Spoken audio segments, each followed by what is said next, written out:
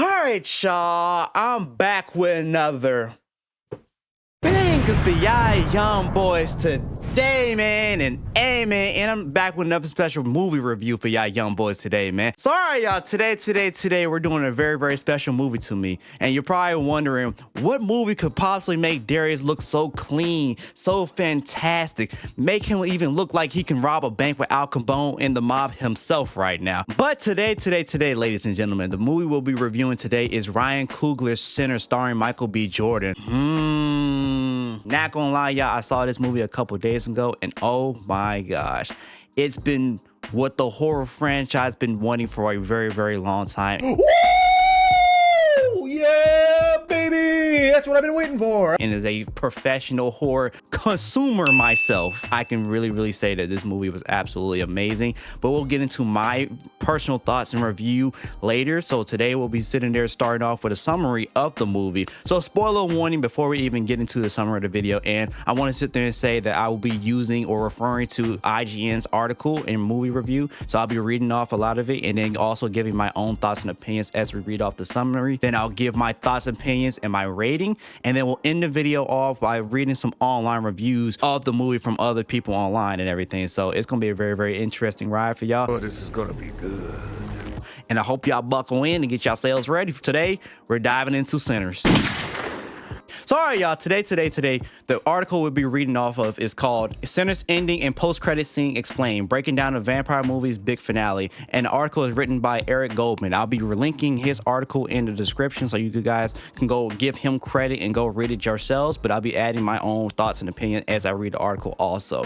But yeah, it's on IGNwebsite.com. And one more time, I want to elaborate. Heavy spoilers. It's going to spoil the movie for you. So if you have not seen it, please go see it. I highly recommend it. But here we go. That's your last chance. Set in 1932, writer-director Ryan Coogler's Sinners involves two twin brothers, Smoke and Stack, both played by Michael B. Jordan, returning home to the town of Clarksdale, Mississippi. After 7 years away in Chicago, World War I veterans who then made a living as criminals, it's mentioned they work for Al Capone. The two are now opening a juke joint in old sawmill they bought from a local named Hogwood. And I thought that was actually a good premise of the movie. The first 30 minutes of the movie is a buildup of all the characters gathering together and then getting into this sawmill. The movie starts off with Stack and Smoke, I guess, having this grand idea after stealing from the mob. So that's the big point of the movie. They stole from the mob, they stole from Al Capone, and then ran all the way to down south in Mississippi. And I think in their words, they said they'd rather deal with the devil they know rather than deal with the devil they don't know.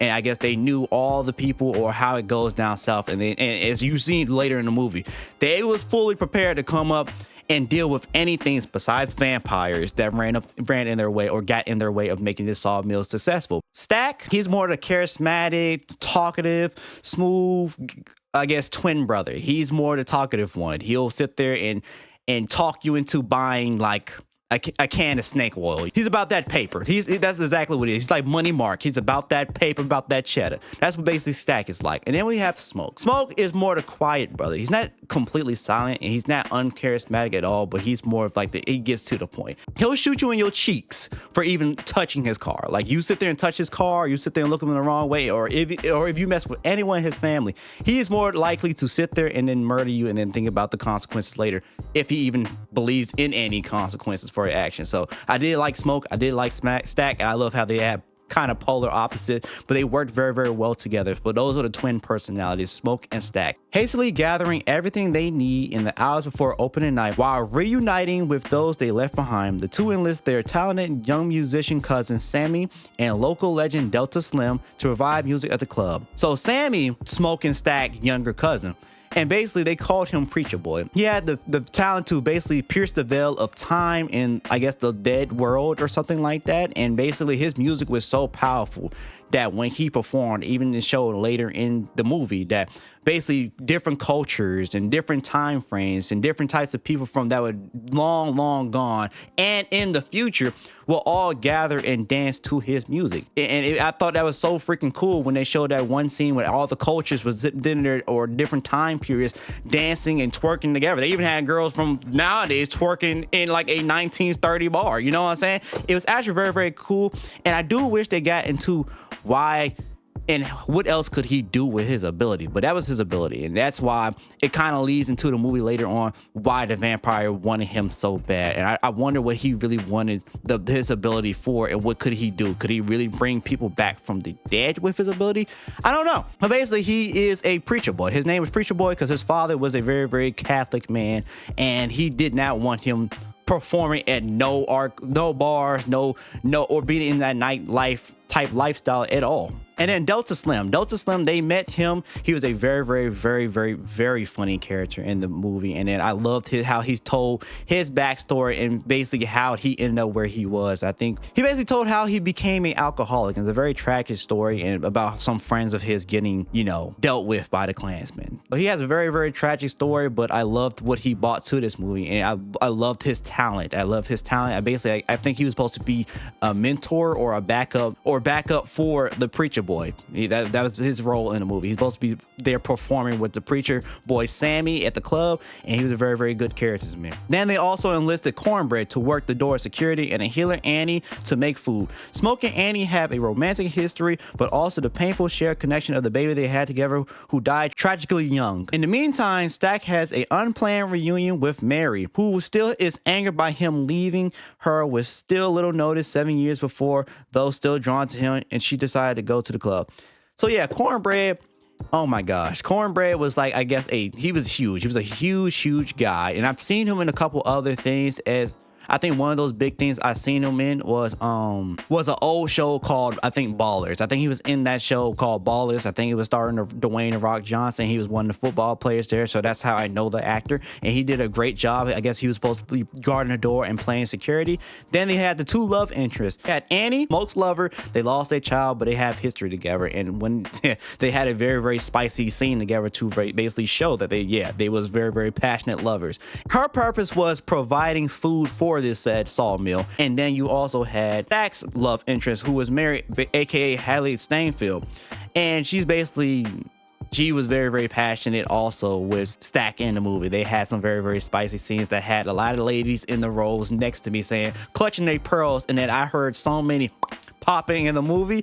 Hey man, they can say what they want about Michael B. Jordan, because I remember he released that picture with his hand being, I guess, extra small. But hey, after I seen the reaction to him with Annie and Mary in this movie, I think y'all can sit there and stop the cap and say y'all like him. Y'all obviously like my boy Michael B. Jordan, so stop hating on him. But basically, Mary's purpose was she was Stack's love interest that got married to a white man, because a rich white man, to sit there and I guess protect her.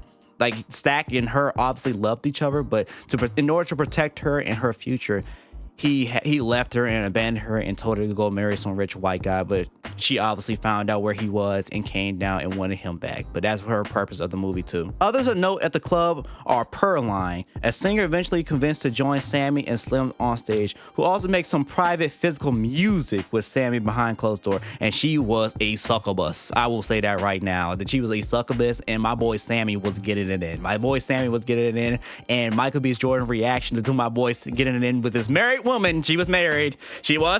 I will say that she wasn't 100% married, but she wasn't acting married that night. But I was thinking the same thing. My boy Michael B. Jordan said, hey, my little cousin was getting the money. You know what I'm saying? He was actually getting it in. And that scene in the movie also had a lot of ladies clutching their pearls. It was a lot of ladies clutching their pearls this movie. So yeah, it was very entertaining to sit there and see the audience reaction, and then my reaction of this very passionate, scenes they had in these movies. So more cast members, we had married grocery store owners Grace and Bo, with Grace hired to make a sign for the juke and joint and sticking around to help tend bar while Bo played cards. Everyone is having a blast until the arrival of the vampire Remick and two others he recently turned. Those two others was Klan members themselves, but they showed early in the movie basically some Indian or Native Americans chasing Remy the vampire through smoldering sunshine, begging these Klan members to let him in order to protect him from the Indians. He made up this giant fake story basically about the Indians, I guess, taking his wife and daughter and doing I don't know what to them. You know, I don't know what to them, but the Klans member, of course, being, you know, also white, and him being white, took him in, protecting him from the Native Americans, not knowing that Remy was a vampire himself, and promptly turned both of them into vampires. One thing I did love about this movie was the Native Americans saw the sun drawing down, and they said, hey, if you don't let us handle him right now, you got basically 20 seconds before we just dip out and you never see us again.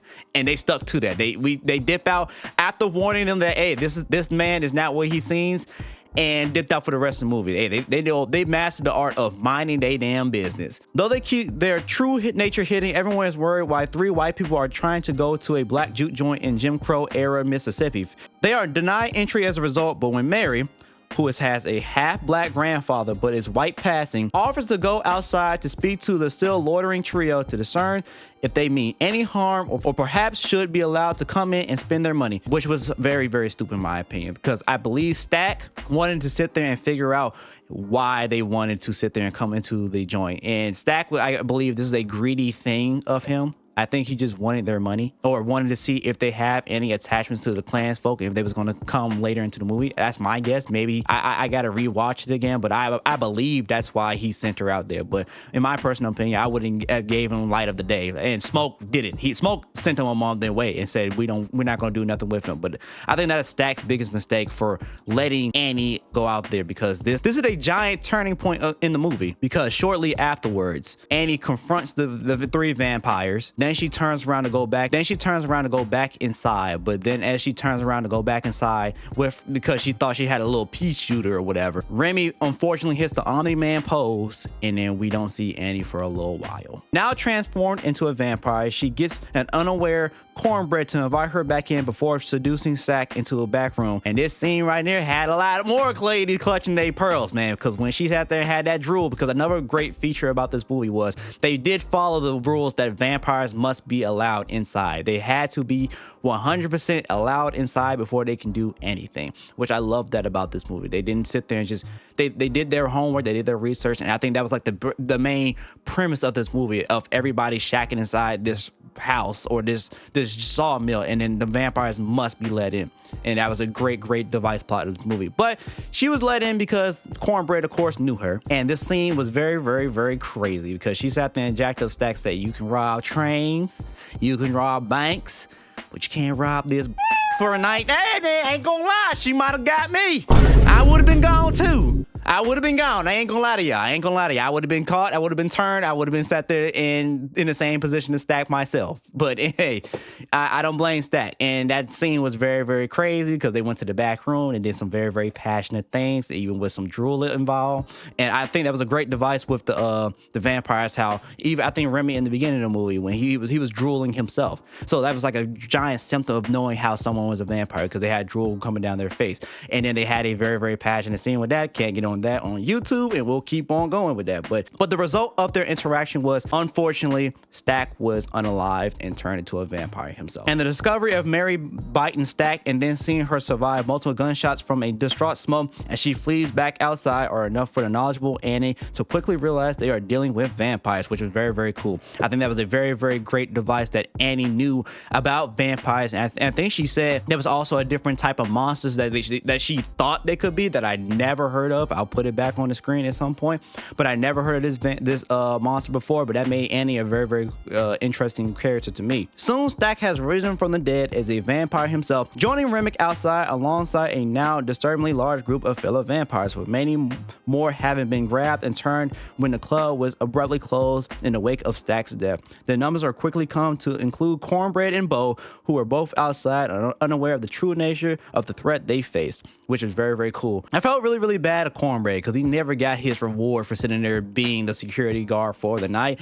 And I feel like how he got transformed was very grindy. All he did was go take a piss, and they turned that cornbread into a giant piece of cornbread, and resulting in him becoming this giant 7-foot freaking vampire himself. And I felt bad for him. Bo also got turned into a vampire, unfortunately, because I think he once they figured out that Stack was a vampire, he tried to go get the car, which is a very stupid mistake, but I understand why he did it. They had a daughter together, which was a giant giant device point of this movie that was still back in town watching the store. And Remy's whole threat to the whole crew there was, hey, if y'all don't come out and give me the preacher boy, I will go back in town and I will even chase that daughter of yours. Because the biggest reason that he knew that they had a daughter together was, which I thought was really, really cool, was the vampires, once you became a vampire, became a giant hive mind. I guess all their collective memories and thoughts became one. And that's how Remy unfortunately knew that Bo had a daughter that he later exploits in the movie. Having a scar, petty human grievances like racism, they all act blissfully happily. And Remick seems to perhaps mean it.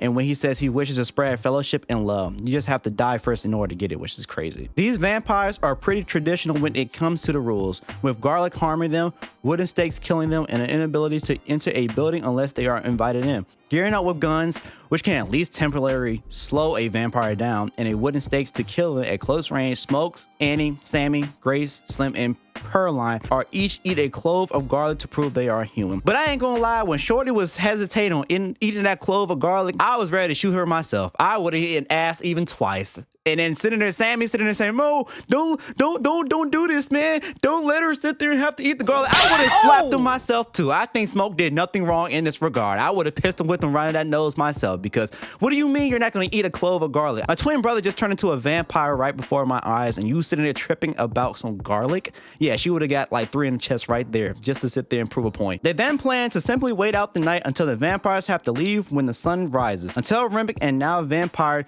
Bo insinuate through the door that they will go find Grace and Bo's teenage daughter, Lisa, if they do not let them in. Which I said earlier that, yeah, once they get bit, they have a hive mind. They know exactly everything you know and all your thoughts and memories. It just so happens that her biggest weakness was their daughter that they left back in town. And Remy had threatened, hey, if you don't let us in, we're going to town and we'll have your daughter come and try to convince you to come outside. Deciding to try to protect their daughter at all costs, Grace, against the wishes of the others, purposely screamed to the vampires to come in, intending to force a last stand that she hopes will kill the vampires and save Lisa, which I don't know how the hell she was going to do that, because like I think 5 seconds into the encounter, she ended up dying first, and that would have pissed me off. She ended up dying very fast, and that was my last straw with her. I hated her after that, but I understood why though, because yeah, she wanted to protect her daughter. No matter what else happens to those in the club, herself included. In the ensuing mayhem, as the vampires storm the juke joint, Grace is killed, burning to death alongside a vampire, and Slim sacrifices himself to try and allow the others time to get to safety. Even as Pearline and Annie are both bitten, Pearline is turned as a result of her bite, but keeping an earlier promise that he wouldn't allow her to become a vampire, Smoke stakes Annie through the heart before her human body fully perishes, causing legitimate anguish for both Stack and Mary, which was crazy. So it seemed as though once you even turn to a vampire, it's like you still have some type of feelings for people. I guess Stack and Annie still had some of them still inside themselves, which is a very crazy thing to do, because I thought once you turn into a vampire, it's like you're fully under like Remy's control. Fast forward in the movie, now Remy wants to turn Sammy, believing he can help Remy see his own ancestors again, which I believe maybe, I don't know what ancestors Remy was talking about. Maybe you guys can explain to me in the comments, but I believe he was referring to maybe his Irish ancestors, maybe because he still had like people, because I think back then the Irish were also under attack, and they was also persecuted against once they came to the States. And I believe a lot of them was killed and also treated and was segregated against also. I gotta do some more research on that, but I believe from back my prior school history, it's been a while, y'all, the Irish has also gone through a lot. But that also makes me question how old is Remy and how far back he's talking about, or maybe he's talking about other vampires. I honestly don't know.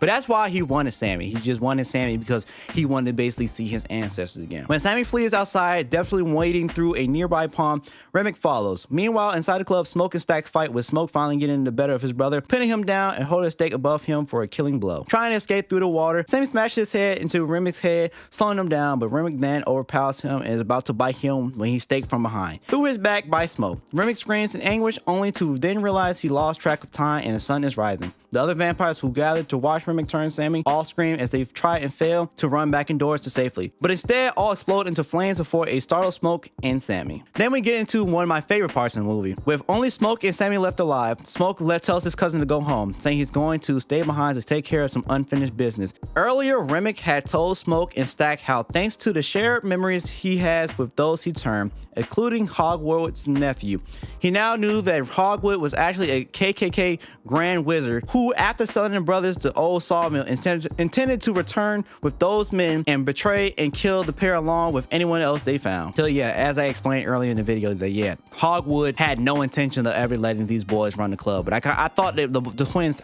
already kind of knew that. They already kind of knew that, and that's why they prefer to come down south, because they knew how they worked. They knew that, like, no matter what they did, those Klans members was gonna come for them. But they had some contingency plans, which was a lot of artillery, a lot of artillery that they had in case that they did run up on them. And they already warned them way earlier in the movie. Hey, if they came across that line, they were gonna kill every single one of them. Preparing for Hogwarts' arrival, Smoke opens a trunk he mentioned earlier, which turns out to contain weapons. Both military ones representing the brothers' time in the army, and a Tommy gun representing their time with Capone. When Hogwarts and his men show up, Smoke is lying in ambush and kills them all, though he is shot in the gut in the battle. When he walks over to a wounded but still alive Hogwarts, he demands a cigarette from him and then lights it and begins to smoke it, only to fall to the ground, clearly close to death himself from his own gunshot, and he fills it up with so much lead you can start a pencil factory with it. He then sees a vision, or perhaps their true spirits from beyond, and Annie sitting next to him on the ground nursing the baby boy. He has to hold the baby, then she tells him to put out the cigarette first. He then turns back to Annie, and the baby puts out the cigarette and then takes his baby into his arms, enjoying his time with his family as life on Earth comes to an end. Which I don't know if Smoke truly died. I think we assume he died, but I don't know if he truly died or not. I don't know. I heard that there might be a whole Cineverse afterwards. I don't know how they're going to continue on with that. Maybe they follow different characters in the universe. I don't know. Or maybe Smoke survived. I don't know.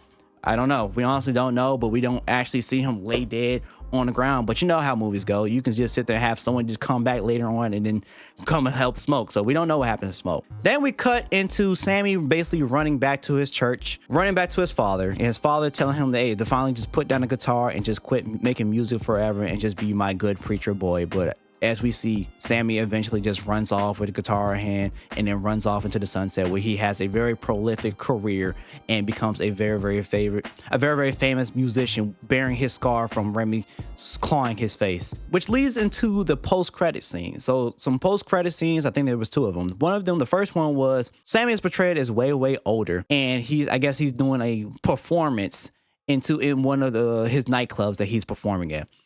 And as he's wrapping up the night, he's drinking at the bar, and then two people very familiar to him enter the bar, and it turns out it is Stack and Mary, which everyone was confused. How did Stack and Mary survive all this time into Sammy's older years? Because we assume that Smoke put Stack down, and we assume that Mary burned into the sunset with all the other vampires. However, it is shown that Smoke apparently, and explained that Smoke could not bear the thought of putting down his brother. He couldn't stand the fact he made him promise, and I think vampires have a rule: if they make a promise, they can't break that promise. Maybe that's what led into it. Or maybe he truly just cared about Sammy and Smoke that much after Remy died. They're both dressed very modern, I guess, of that time, where Sammy has clearly grown in age. And Stack even makes Sammy a offer, say, hey, you don't got a lot of time left. I can smell it on you. But if you want, I could sit there and have you partying forever with us, insinuating that he could also make Sammy a vampire himself. Sammy politely declines. They show they love each other, they hug, and then that's the end of Stack and Mary encounter with Sammy. Sammy continues his career, and I'm assuming that he eventually passes on. That's the first post-credit scene. The second post-credit scene was just Sammy being back in the church, I guess, rocking out. He was rocking out. He did a very beautiful performance. This performance clear before the fateful day, because he doesn't have scars on his face. He sits singing and playing This Light of Mine on his guitar, a song we heard earlier in the film, sung in the same location by churchgoers.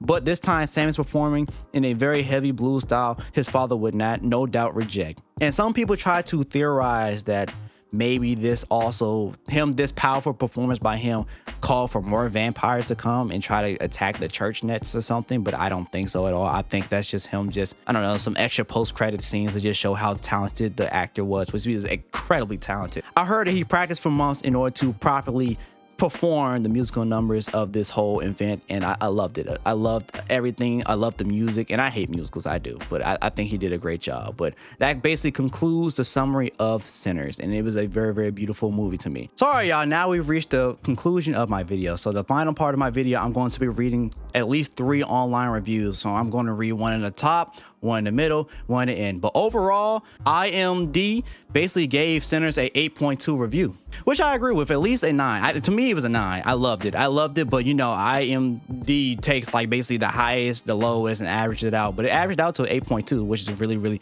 really amazing. So now we're going to start off with a 10-star review. Best movie I have watched the past year. Finally, I can write a good review. Me and my husband went to the cinema with no expectations, and oh man, we were pleasantly surprised. The storyline was perfect and acting was amazing. A mixture of dark humor, thriller, and music. Oh, the music. I am a fan of the blues now. The music took me on a journey and was the best thing about the whole movie. Found myself going from dancing to having a jump scare to laughing. It was a thrilling roller coaster. Honestly, I have nothing bad to say about this movie, and I would pay double to see a prequel, actually. They delivered everything they wanted to deliver, and I agree with that because I loved how all the characters were basically polarizing from top to bottom, like basically from Annie to the twins. They all had some form of backstory, which could have been very, very interesting to see, but I don't know. I'm in the middle about a prequel. I have a bias against prequels because so many people mess them up, but I guess if anyone can do it, maybe Ryan Coogler can do it. So now we'll get into a 5-star review. Here goes a 5-star review. A film that wants to be more. This is a film with a grand ambition of creating a unique mix of mindless entertainment with a deeper meaning, but ultimately suffers from a too long and frankly unnecessary exposition. Characters that are campy and uninteresting, except Miles Caton, who for his voice alone stands feet apart from everyone else. And 2, Michael B. Jordan's seemingly created with a sole purpose of ideological face-off towards the end that you cannot tell apart even when they are in the same frame. In its bid to be more than your average vampire horror flick and a not-in-your-face history cultural moment, the film doesn't deliver on either purpose. It fails at being serious or fun. The 5 stars are for the beautiful sets and music, which is pretty dope.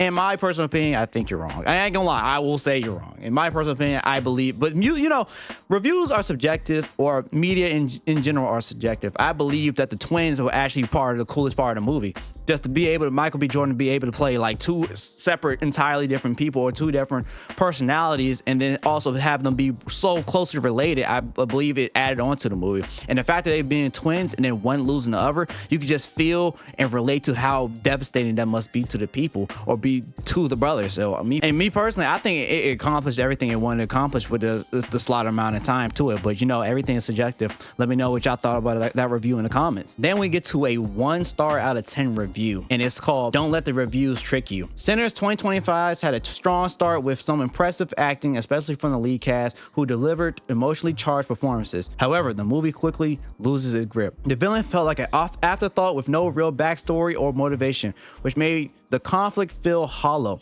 The frequent musical numbers were oddly placed and at times more annoying than engaging. The finale tried to be profound, but I felt bizarre and out of place.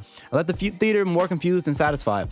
Please don't let the reviews trick you. Sadly, you will walk out the movie very disappointed. And unfortunately for you, brother, I think you are in the very, very, very, very, very small minority of people that left the movie, you know, disappointed. I was not disappointed about the movie whatsoever. I loved everything about it.